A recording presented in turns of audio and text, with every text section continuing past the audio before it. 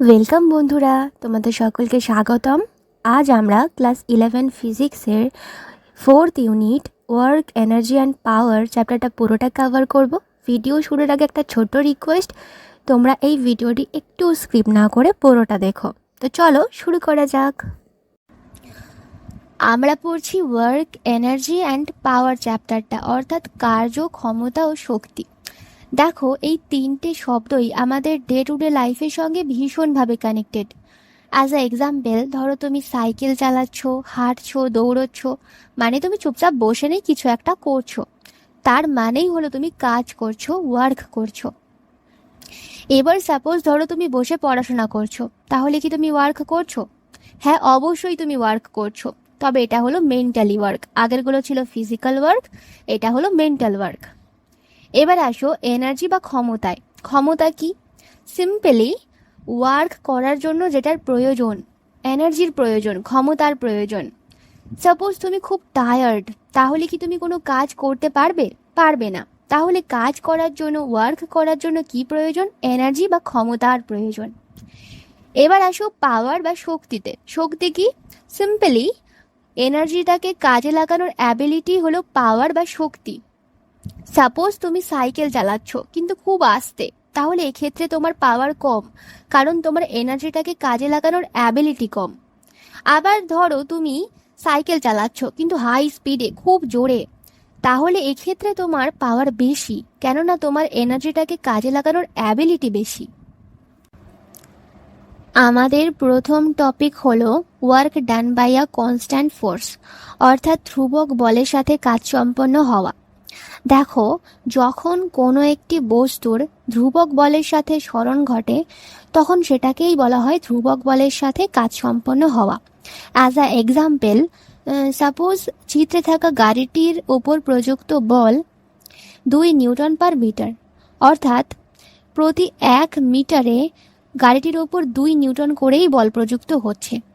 অর্থাৎ সরণের সাপেক্ষে গাড়িটির ওপর প্রযুক্ত বল স্থির রয়েছে, কনস্ট্যান্ট রয়েছে। তাহলে আমরা বলতে পারি যে গাড়িটি ধ্রুবক বলের সাথে কাজ সম্পন্ন করছে, অর্থাৎ ধ্রুবক বলের সাথে গতিশীল হচ্ছে। এবার গাড়িটির নিচে লক্ষ্য করো, একটা গ্রাফ রয়েছে। গ্রাফটিতে পরিষ্কার বোঝা যাচ্ছে যে প্রতি 1 মিটারে গাড়িটির ওপর প্রযুক্ত বল 2 নিউটন। আর তার নিচে লক্ষ্য করো, আমাদের work done by a constant ফোর্সের ম্যাথামেটিক্যাল এক্সপ্রেশন দেখানো হয়েছে W=FD, যেখানে W হলো ওয়ার্ক বা কৃতকার্য, F হলো কনস্ট্যান্ট ফোর্স বা ধ্রুবক বল, এবং D হলো ডিসপ্লেসমেন্ট বা সরণ। ওকে, এবার আমরা জানবো work done by a variable force সম্পর্কে, অর্থাৎ পরিবর্তনশীল বলের সাথে কাজ সম্পন্ন হওয়া। দেখো সংজ্ঞায় কি বলা হয়েছে, যখন কোনো বস্তুর পরিবর্তনশীল বলের সাথে সরণ ঘটে, তখন তাকে বলা হয় পরিবর্তনশীল বলের সাথে কাজ সম্পন্ন হওয়া। অ্যাজ আ এক্সাম্পল, ধরো তুমি গাড়ি চালাচ্ছ, সাপোজ তোমাকে 3 মিটার কভার করতে হবে। প্রথম 1 মিটারে গাড়িটির উপর প্রযুক্ত বল 2 নিউটন, পরবর্তী 1 মিটারে গাড়িটির উপর প্রযুক্ত বল 3 নিউটন, এবং পরবর্তী 1 মিটারে গাড়িটির উপর প্রযুক্ত বল 1 নিউটন। তাহলে লক্ষ্য করো, গাড়িটির উপর প্রযুক্ত বল সরণের সাপেক্ষে চেঞ্জ হচ্ছে, পরিবর্তন হচ্ছে। তাহলে আমরা বলতে পারি যে গাড়িটি পরিবর্তনশীল বলের সাথে তার কাজ সম্পন্ন করছে, অর্থাৎ পরিবর্তনশীল বলের সাথে গতিশীল হচ্ছে। আমাদের পরবর্তী টপিক হলো কাইনেটিক এনার্জি বা জলশক্তি। দেখো, যখন কোনো একটা বস্তু গতিশীল হয়, তখন গতিশীল হওয়ার জন্য বস্তুটার মধ্যে যে শক্তি কার্যকরী হয়, সেই শক্তিটাকেই বলা হয় কাইনেটিক এনার্জি বা জলশক্তি। অ্যাজ আ এক্সাম্পল, আমরা পাশে থাকা বায়ুকলটাকে বলতে পারি, কেননা এই যে প্রবাহিত বায়ুর জন্যই কিন্তু টারবাইনটা ঘুরবে এবং তার ফলেই কিন্তু বিদ্যুৎ উৎপন্ন হবে। এবার বলো তো, এই যে প্রবাহিত বায়ু, এর মধ্যে কোন শক্তি থাকবে? এক্স্যাক্টলি কাইনেটিক এনার্জি থাকবে, চলশক্তি থাকবে, যার ফলেই কিন্তু এই টারবাইনটা ঘুরবে এবং বিদ্যুৎ উৎপন্ন হবে। দেখো, তোমরা মনে রাখবে, কাইনেটিক এনার্জিকে ডিনোট করা হয় ক্যাপিটাল K দ্বারা, এবং কাইনেটিক এনার্জির SI একক হলো জুল, এবং কাইনেটিক এনার্জিকে ম্যাথামেটিক্যালি নির্ণয় করা হয় 12 mv² করে, যেখানে m হলো মাস বা ভর এবং v হলো ভ্যালোসিটি বা বেগ। আমাদের পরবর্তী টপিক হলো ওয়ার্ক এনার্জি থিওরাম, অর্থাৎ কার্যশক্তির উপপাদ্য। দেখো, কার্যশক্তির উপপাদ্য আমাদের বলে যখন কোনো একটি বস্তুর ওপর বল প্রয়োগ করা হয় তখন ওই বলটার জন্য বস্তুটা কিছু একটা কার্য সম্পন্ন করে। এই কার্যটা চলশক্তি বা কাইনেটিক এনার্জির পরিবর্তনের সাথে সমান। অর্থাৎ ম্যাথামেটিক্যালি কার্য W চলশক্তির পরিবর্তন। তাহলে ম্যাথামেটিক্যালি আমাদের W অন্তিম চলশক্তি মাইনাস প্রাথমিক চলশক্তি। চলো এবার আমরা জানব পোটেনশিয়াল এনার্জি বা বিভব শক্তি সম্পর্কে। সংজ্ঞায় কি বলছে, কোনো বস্তুর অবস্থান বা বস্তুটার বহিঃ গঠনের পরিবর্তনের জন্য যে শক্তি বস্তুটার মধ্যে সঞ্চিত হয় তাকেই বলা হয় পোটেনশিয়াল এনার্জি বা বিভব শক্তি। অ্যাজ আ এক্সাম্পল আমরা ধনুক থেকে তীর ছোড়াকে বলতে পারি। কেন? লক্ষ্য করবে, ধনুক থেকে তীর ছোড়ার সময় আমরা ধনুকের তারটাকে পিছনের দিকে টেনে ধরি। এর ফলে কি হয় বলো তো? তার অবস্থানের পরিবর্তন হয়, তারটা পিছনের দিকে চলে আসে। আমরা সংজ্ঞায় তো ক্লিয়ারলি দেখেছি যে অবস্থানের পরিবর্তন হলে সেখানে কোন শক্তি কাজ করবে? বিভব শক্তি, পোটেনশিয়াল এনার্জি কাজ করবে। তাহলে আমরা যখন ধনুক থেকে তীর ছোড়ার সময় কোন শক্তি কাজ করে? Potential energy. ওকে, কিন্তু মজার ব্যাপার কি জানো, এই ক্ষেত্রে তো পোটেনশিয়াল এনার্জি কাজ করছে, ওকে, বাট যখন তীরটা ছোড়া হয়ে যায় তখন কিন্তু আর পোটেনশিয়াল এনার্জি থাকে না, তখন এই পোটেনশিয়াল এনার্জিটাই চেঞ্জ হয়ে কাইনেটিক এনার্জি হয়ে যায়। তাহলে আমরা সংজ্ঞা থেকেই বুঝলাম যে পোটেনশিয়াল এনার্জি দুইভাবে সৃষ্টি হতে পারে। প্রথমত বস্তুর অবস্থান পরিবর্তনের জন্য, দ্বিতীয়ত বস্তুর বহিঃগঠন পরিবর্তনের জন্য। বস্তুর অবস্থান পরিবর্তনের জন্য এটা তো আমরা আগেই দেখেছি। এবার আসো বস্তুর বহিঃগঠন পরিবর্তনের জন্য। দেখো, একটা এক্সাম্পলের সাহায্যে ব্যাপারটা বুঝিয়ে দেই। এই এক্সাম্পলটাই হচ্ছে তোমাদের পরবর্তী topic, potential energy of a spring. দেখো, যখন আমরা একটা স্প্রিংকে দুই পাশ দিয়ে চেপে ধরি না, তখন কি হয়? স্প্রিংটার বহিঃগঠনের পরিবর্তন হয়, তাই না? তাহলে আমাদের এখানে কোন শক্তিটা কাজ করে? অবভিয়াসলি বিভব শক্তি, পোটেনশিয়াল এনার্জি কাজ করে। ঠিক একইভাবে আগের মতোই যখন আমরা ওই স্প্রিংটাকেই ছেড়ে দেব তখন ওই পোটেনশিয়াল এনার্জিটাই চেঞ্জ হয়ে যাবে কাইনেটিক এনার্জিতে। এবার দেখো, তোমরা পোটেনশিয়াল এনার্জি সম্পর্কিত কিছু গুরুত্বপূর্ণ তথ্য মনে রাখবে। প্রথমত, পোটেনশিয়াল এনার্জির ম্যাথামেটিক্যাল এক্সপ্রেশন হলো পোটেনশিয়াল এনার্জি PE = mgh। দ্বিতীয়ত, পোটেনশিয়াল এনার্জিকে ডিনোট করা হয় ক্যাপিটাল V দ্বারা। তৃতীয়ত, পোটেনশিয়াল এনার্জি একটি স্কেলার রাশি। এবং চতুর্থত, পোটেনশিয়াল এনার্জির SI একক হলো জুল। আমাদের পরবর্তী টপিক হলো কনজারভেটিভ ফোর্স বা সংরক্ষণশীল বল। দেখো, সংজ্ঞা অনুযায়ী সংরক্ষণশীল বল হলো এমন এক ধরনের বল যা কোনো কণার গতিপথের উপর নির্ভর করে না, বরং কণাটির ইনিশিয়াল পজিশন এবং ফাইনাল পজিশনের উপর নির্ভর করে। অ্যাজ আ এক্সাম্পল পাশের চিত্রে লক্ষ্য করো, এখানে কণাটির গতিপথ দেখানো হয়েছে এবং তার ইনিশিয়াল এবং ফাইনাল পজিশন দেখানো হয়েছে। তার মানে বি আর সি হলো এখানে তার যে ইনিশিয়াল পজিশন আর ফাইনাল পজিশন। এখানে তার মানে এই যে দেখতে পাচ্ছ এখানে যে সংরক্ষণশীল বল, এটা কিন্তু এই যে এতগুলো গতিপথ, এই গতিপথের ওপর কিন্তু ডিপেন্ড করছে না, শুধুমাত্র বি আর সি এর ওপরে ডিপেন্ড করছে। ওকে, আর দেখো, সংরক্ষণশীল বলের উদাহরণ হিসেবে আমরা বলতে পারি অভিকর্ষ বলকে, তড়িৎ বলকে এবং চৌম্বক বলকে। দেখো, নন কনজারভেটিভ ফোর্স বা অসংরক্ষণশীল বল পুরাই সংরক্ষণশীল বলের অপোজিট। জাস্ট মনে রাখবে, সিম্পল। সংরক্ষণশীল বলে আমরা দেখেছি যে কণাটির গতিপথের উপর ডিপেন্ড করে না, অসংরক্ষণশীল বলে কণাটির গতিপথের উপর ডিপেন্ড করে। ওকে, আর অ্যাজ আ এক্সাম্পল আমরা ঘর্ষণ বলকে বলতে পারি এবং সান্দ্রতাজনিত বলকে বলতে পারি। আমাদের নেক্সট টপিক হলো কনজারভেশন অফ মেকানিক্যাল এনার্জি বা যান্ত্রিক শক্তির সংরক্ষণ। দেখো, সিম্পল, যান্ত্রিক শক্তি বা মেকানিক্যাল এনার্জি হলো potential energy plus kinetic energy, অর্থাৎ পোটেনশিয়াল এনার্জি আর কাইনেটিক এনার্জিকে একসঙ্গে আমাদের বলা হয় মেকানিক্যাল এনার্জি বা যান্ত্রিক শক্তি। দেখো, যান্ত্রিক শক্তির সংরক্ষণ আমাদের এটা বলে যে কোনো যন্ত্রে মোট যান্ত্রিক শক্তি ধ্রুবক থাকবে যখন কার্য সম্পাদনকারী বল সংরক্ষিত হবে, কনজারভেটিভ হবে। ওকে, তো এটা তো গেল থিওরি যে যান্ত্রিক শক্তি সংরক্ষিত। চলো এটাকে প্র্যাকটিক্যালি দেখে নিই। এর জন্য তোমাদেরকে একটা চিত্র ইমাজিন করতে হবে। সাপোজ একটা বল এই উচ্চতা থেকে, এম ভরের একটা বল এই উচ্চতা থেকে গ্রাউন্ড ফ্লোরে পড়ছে। সাপোজ বলটা যখন এ উচ্চতায় ছিল তখন তার এনার্জি ই ক্যাপিটাল এইচ এবং তার মধ্যে শুধুমাত্র পোটেনশিয়াল এনার্জি কাজ করছে। যখন বলটা বি পজিশানে এলো তখন তার এনার্জি হচ্ছে ই স্মল এইচ এবং তার মধ্যে দুটো শক্তি কাজ করছে, পোটেনশিয়াল এনার্জি এবং কাইনেটিক এনার্জি।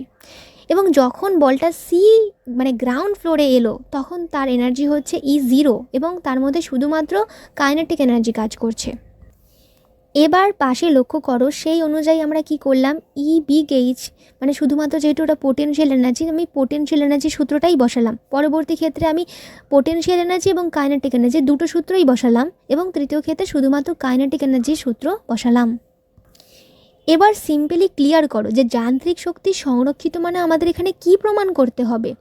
সংরক্ষিত মানে কি, আমাদের যে এনার্জি প্রত্যেকটা পজিশানে আমাদের এনার্জির কোনো পরিবর্তন হচ্ছে না, চেঞ্জ হচ্ছে না। তাহলে সিম্পলি আমাদের প্রমাণটা কি করতে হবে যে ই বিগ এইচ, ই স্মল এইচ আর ই জিরো তিনটেই সমান। দেখো সেটা প্রমাণ করার জন্যই আমি ধরে নিয়েছি, সিম্পলি আমাদের ধরে তো নিতেই হবে এবং সেটাকেই প্রমাণ করতে হবে। দেখো আমাদের দুটো ক্ষেত্রেই মানে যেটা আমি দুটো ধরেছি, E big H is equal to E zero, সেক্ষেত্রেও আমাদের একটা সমীকরণ এসেছে, আর E big H is equal to E small H এক্ষেত্রেও আমাদের একটা সমীকরণ এসেছে এবং দুটো সমীকরণই একই। কিসের সঙ্গে মিল পাচ্ছ? মনে করো গতিসূত্রে আমাদের একটা ফার্স্ট ইকুয়েশন ছিল যেটা হচ্ছে v square is equal to u square plus two g h, যেখানে অবশ্যই ফ্রি ফলিংয়ের ক্ষেত্রে ইউ স্কোয়ারটা বাদ চলে যাচ্ছে। এই সূত্রটার সঙ্গে কিন্তু আমাদের দুটো সমীকরণই মিলে যাচ্ছে, তার মানে আমাদের প্রমাণিত যে যান্ত্রিক শক্তি সংরক্ষিত।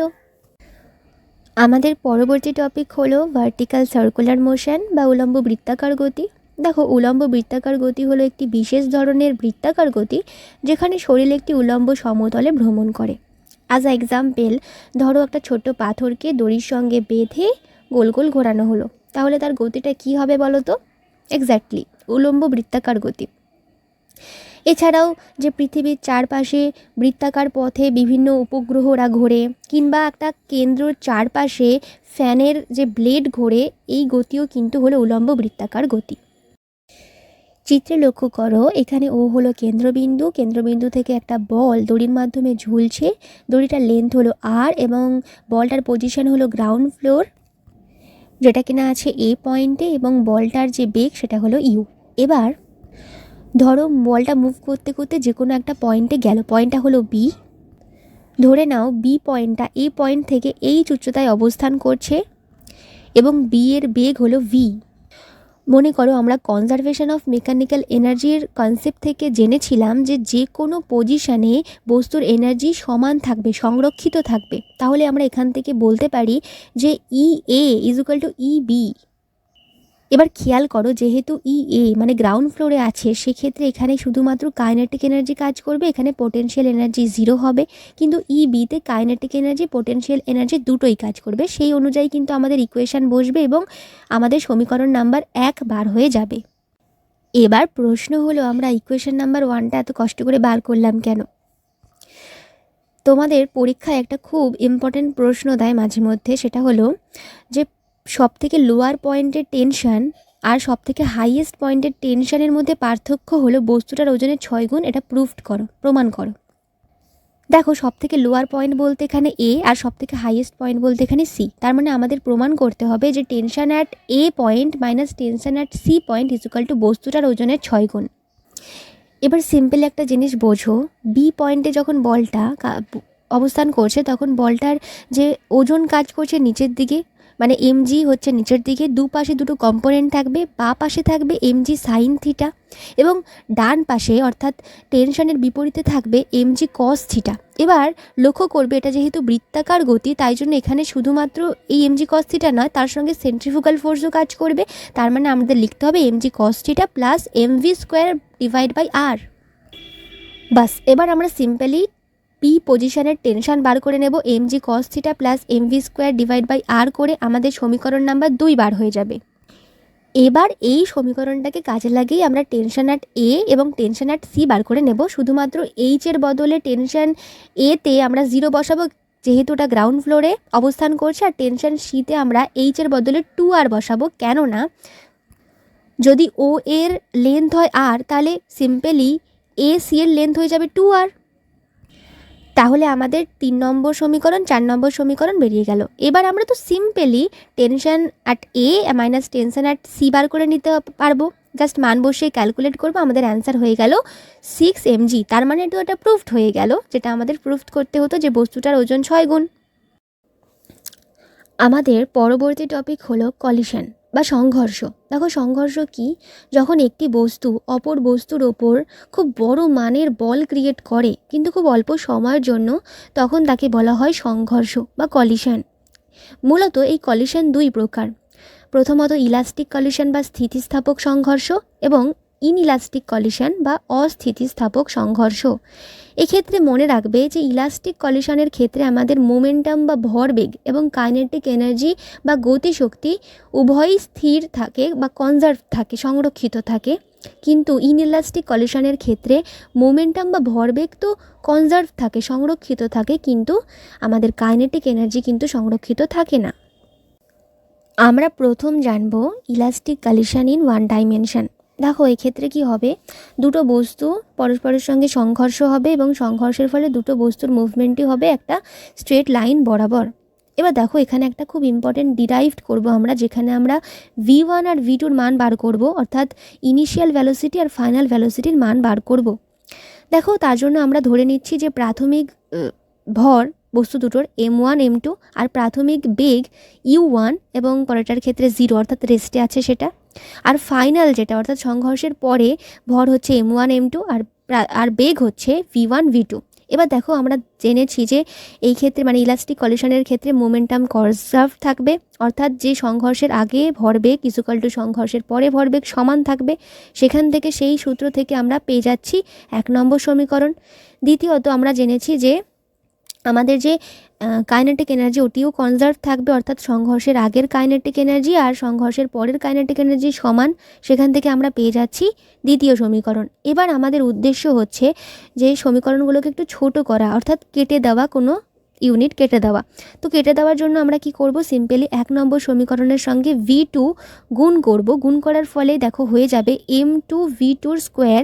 আর দেখো দ্বিতীয় সমীকরণও আছে m2 v2 স্কোয়ার, তাহলে কেটে যাবে, সিম্পলি কেটে গেলেও আমাদের দেখো দ্বিতীয় আর তৃতীয় সমীকরণ, দেখো এখানে কিন্তু আমরা প্রথম নং সমীকরণের সঙ্গে যে আমরা v2 ইন্টু করলাম তার ফলে আমরা তৃতীয় সমীকরণ পেয়ে গেছি। এবার আমরা দ্বিতীয় আর তৃতীয় সমীকরণকে মাইনাস করব, যার ফলে আমরা v2-র মান পেয়ে যাব। ওকে, এই v2-র মানে আমরা প্রথম নম্বর সমীকরণে বসিয়ে আমাদের v1-এর মান ইজিলি বার হয়ে যাবে। আর সিম্পলি আমাদের 4 নম্বর সমীকরণে এই v1-এর মান বসিয়ে v2-র মানও ইজিলি বার হয়ে যাবে। এবার দেখো আমরা জানবো ইলাস্টিক কলিশন ইন 2 ডাইমেনশন সম্পর্কে। এখানে সিম্পলি দুটো বস্তুর সঙ্গে সংঘর্ষ হবে এবং সংঘর্ষের ফলে বস্তু দুটো পারপেন্ডিকুলার মুভ করবে, মানে একটা বস্তু এক্স অ্যাক্সিস বরাবর মুভ করবে আর একটি বস্তু ওয়াই অ্যাক্সিস বরাবর মুভ করবে। এবার চলো, এটা তো থিওরি যে ওরা পারপেন্ডিকুলার মুভ করবে, এটা আমরা প্র্যাকটিক্যালি দেখে নিই, প্রমাণ করে নিই। তার জন্য আমরা সিম্পলি মনে করব যে ইলাস্টিক কলিশনে আমাদের কাইনেটিক এনার্জি কনজার্ভ ছিল। সেই কনসেপ্ট থেকে আমরা কি লিখতে পারি যে সংঘর্ষের আগের কাইনেটিক এনার্জি আর সংঘর্ষের পরের কাইনেটিক এনার্জি সমান। সেখান থেকে আমরা পেয়ে গেলাম সমীকরণ নাম্বার 1। এবার আমরা পড়েছিলাম যে মোমেন্টাম বা ভরবেগও কিন্তু ইলাস্টিক কলিশনের ক্ষেত্রে কনজার্ভ থাকে। সেই সূত্র থেকে আমরা বলতে পারি যে সংঘর্ষের আগের ভরবেগ আর সংঘর্ষের পরের ভরবেগ সমান। এবার দেখো এটা লিখলে আমরা কি পাচ্ছি, দেখো এখানে গুলো কেটে যাচ্ছে, তাহলে থেকে যাচ্ছে u1 vector is equal two v1 vector plus v2 vector.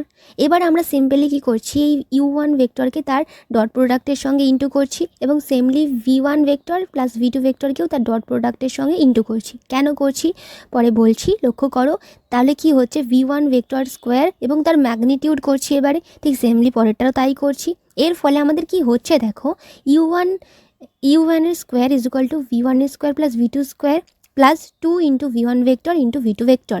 আমরা তাহলে দেখো কেটে দিতে পাচ্ছি। কেন কেটে দিতে পাচ্ছি, এই u1 স্কোয়ার আর v1 square plus v2 square প্রথম সমীকরণ অনুযায়ী আমরা এটা কেটে দিতে পাচ্ছি এবং এটার জন্যই এত কিছু করাই, কেটে দেওয়ার জন্য। এবার দেখো কি হচ্ছে, simply 2 v1 vector into v2 vector is equal two 0। তাহলে কি হয়ে যাচ্ছে v1 vector into v2 vector is equal two 0। আর আমরা জানি দুটো ভেক্টর ইন্টু সম্পর্কে থাকলে, গুণ সম্পর্কে থাকলে সেটা পরস্পরের সঙ্গে পারপেন্ডিকুলার, তার মানে তাহলে আমাদের প্রুভড হয়ে গেল যে v1 vector perpendicular v2 vector, যেটা আমাদের প্রুভড করতে হতো। আমাদের নেক্সট টপিক হলো in elastic collision in one dimension. দেখো এখানে মোমেন্টাম বা ভরবেগ তো কনজার্ভ থাকে, কিন্তু এখানে কাইনেটিক এনার্জি লস হয়ে যায়। মানে যে সংঘর্ষের আগের কাইনেটিক এনার্জি থেকে সংঘর্ষের পরের কাইনেটিক এনার্জি কমে যায়, তার লস হয়ে যায়। তো চলো এটা প্রমাণ করে নিই। এটা প্রমাণ করার জন্য আমরা দুটো বস্তু নিয়ে নিলাম, এ আর বি। এ বস্তুর ভর হয়ে যাচ্ছে m1, যেটা কিনা u1 বেগে চলছে, আর বি বস্তুর ভর হয়ে যাচ্ছে m2, যেটা রেস্টে আছে। আর সংঘর্ষের পরে দুটো বস্তুই একটা কনস্ট্যান্ট ভ্যালোসিটি v সহ চলছে। এবার আমি আগেই বলেছি এক্ষেত্রে ভরবেগ সংরক্ষিত। সেখান থেকে আমরা বলতে পারি যে সংঘর্ষের আগের ভরবেগ আর সংঘর্ষের পরের ভরবেগ সমান। সেখান থেকে আমরা পেয়ে যাচ্ছি 1 নম্বর সমীকরণ। এবার আসা যাক কাইনেটিক এনার্জিতে। দেখো প্রাথমিক kinetic energy KI is equal to half m1 v1 এর স্কোয়ার, এবং ফাইনাল কাইনেটিক এনার্জি KF এর মান হয়ে যাচ্ছে half m1 plus m2 whole v square. এখানে দেখো ভি এর বদলে আমরা কি লিখতে পারি, যেখানে আমরা দেখো 1 নম্বর সমীকরণে ভি এর মান বার করেছি, সেই মানটাই এখানে ভি এর বদলে পুট করে দেব, একটা মান পেয়ে গেলাম। এবার আমরা সিম্পলি কি করছি, KI মাইনাস KF করছি, তার মান বসাচ্ছি, এবং দেখো আমরা কি পেয়ে যাচ্ছি, half m1 m2 divide by m1 m2 whole u1 এর স্কোয়ার।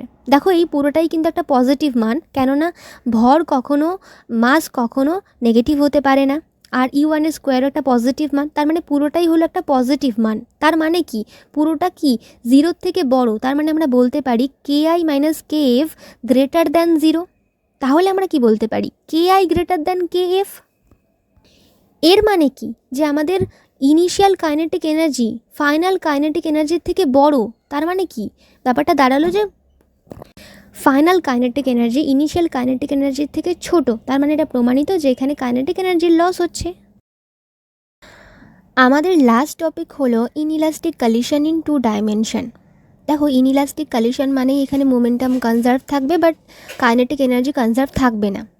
তো সিম্পলি এখানে আমাদের ডায়াগ্রামটা কি হবে, দেখো চিত্র অনুযায়ী m1 ভরের বস্তু u1 বেগে এক্স অ্যাক্সিস বরাবর মুভ করছে, আর m2 বস্তু u2 বেগে এক্স অ্যাক্সিস আর ওয়াই অ্যাক্সিসের মাঝ বরাবর মুভ করছে, এবং দুটো তারপরে সংঘর্ষ হচ্ছে দুটো বস্তুর মধ্যে, মাঝে থিটা কোণ সৃষ্টি হচ্ছে, এবং সংঘর্ষের পরে বস্তু দুটো একত্রিত হয়ে এক্স অ্যাক্সিস আর ওয়াই অ্যাক্সিসের মাঝ বরাবর মুভ করছে, এবং সেই মুভমেন্ট আর এক্স অ্যাক্সিসের মধ্যে ফাই কোণ সৃষ্টি হচ্ছে।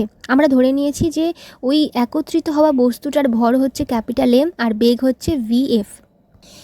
এবার সিম্পলি তোমরা এখানে একটা বিশেষ জিনিস মনে রাখবে, যে কোনো বস্তুর মুভমেন্ট যখন এক্স অ্যাক্সিস আর ওয়াই অ্যাক্সিসের মাঝ বরাবর হয় তখন বস্তুটার দুটো মোমেন্টাম থাকে। যেমন ধরো এখানে m2 বস্তুর দুটো মোমেন্টাম, এক্স অ্যাক্সিস বরাবর একটা মোমেন্টাম যেটা হচ্ছে m1 u1 cos theta, cos কারণ এটা এক্স অ্যাক্সিস বরাবর, আর দেখো ওয়াই অ্যাক্সিস বরাবর যেটা momentum m2 y2 sin theta, sign কেন, কারণ এটা ওয়াই অ্যাক্সিস বরাবর। ঠিক একইভাবে যখন একত্রিত হচ্ছে সংঘর্ষের পরে তখনও কিন্তু মাঝ বরাবর হচ্ছে, তার মানে দুটো মোমেন্টাম এখানে এক্স অ্যাক্সিস বরাবর আর ওয়াই অ্যাক্সিস বরাবর। এবার দেখো আমরা লিখেছি PI is equal two PF, মানে initial momentum is equal to final momentum, যেহেতু এখানে মোমেন্টাম কনজার্ভড। এবার দেখো এখানে তো দুটো মোমেন্টাম আছে, এক্স অ্যাক্সিস বরাবর ওয়াই অ্যাক্সিস বরাবর। দেখো এক্স অ্যাক্সিস বরাবর মোমেন্টাম আমরা লিখে নিয়েছি initial momentum is equal to final momentum, আর ওয়াই অ্যাক্সিস বরাবর initial momentum is equal to final momentum. এবার আসো কাইনেটিক এনার্জিতে। দেখো KI not is equal to KF, মানে ইনিশিয়াল কাইনেটিক এনার্জি আর ফাইনাল কাইনেটিক এনার্জি সমান নয়, যেহেতু কনজার্ভ নয় কাইনেটিক এনার্জি।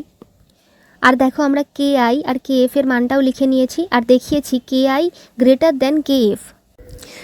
তো বন্ধুরা এই ছিল মোটামুটি আমাদের পুরো চ্যাপ্টারটা। আশা করি তোমরা বুঝতে পেরেছো। যদি কোনো ডাউট থেকে থাকে অবশ্যই কমেন্ট বক্সে জানিও।